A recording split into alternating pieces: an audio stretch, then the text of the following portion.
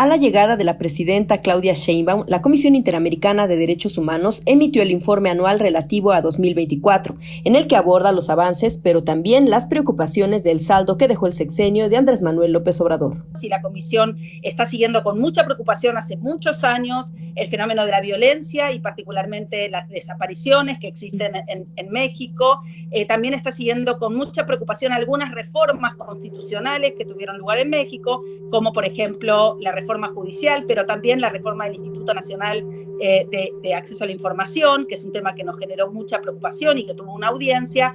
En la reforma judicial, la primera vicepresidenta de la comisión, Andrea Pochac, se detuvo para indicar lo que considera debió incluir una reforma judicial completa para garantizar que no exista la impunidad. A nosotros nos parece importante que todos los países aseguren un poder judicial eficiente, pero también tiene que ser un poder judicial, la reforma tiene que incluir al Ministerio Público, ¿no? A la Fiscalía. Por eso, teniendo en cuenta la impunidad que impera en México, nos preocupa que la reforma no haya incluido, por ejemplo, a la Fiscalía y que tampoco la reforma judicial haya incorporado como un dato principal la impunidad de los casos. Que eso es un tema que la Comisión Interamericana viene siguiendo hace mucho tiempo. En el informe anual, la Comisión alerta que en la audiencia pública convocada por este organismo, el Estado reconoció no contar con un diagnóstico que determinara el modelo de reconfiguración de sus tribunales a través del voto popular. Otra de las preocupaciones es en materia de transparencia. La primera vicepresidenta de la CID habló con Proceso de un punto en especial que les generó preocupación. Lo que sí llamamos la atención en el informe del 2024, pero también en la audiencia pública que tuvimos sobre este tema, es que nos preocupaba la disolución, o sea, la modificación abrupta de la institucionalidad en materia de acceso a la información, porque había sido el propio Estado de México el que en varias ocasiones había levantado el INAI como un modelo para garantizar el acceso a la información y la transparencia. El propio Estado mexicano había mostrado el INAI como un modelo exitoso, ¿no?, de defensa del acceso a la información y la transparencia.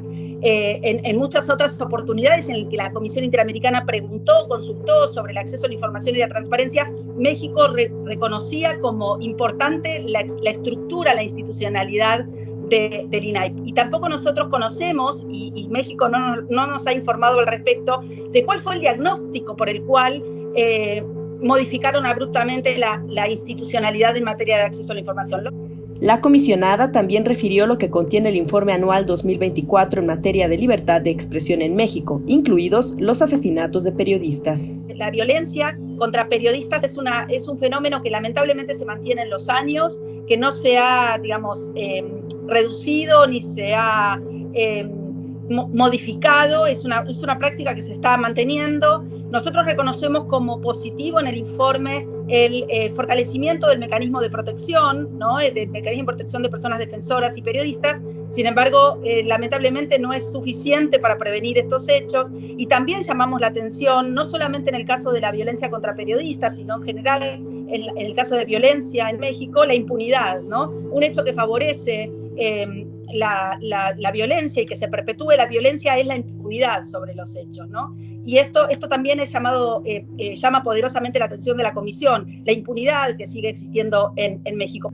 Un elemento fundamental en las agresiones contra periodistas es la estigmatización, que en muchas ocasiones puede venir desde quienes ostentan el poder. México tuvo los niveles más altos de violencia contra este gremio en la región al registrar 8 asesinatos de periodistas en 2024.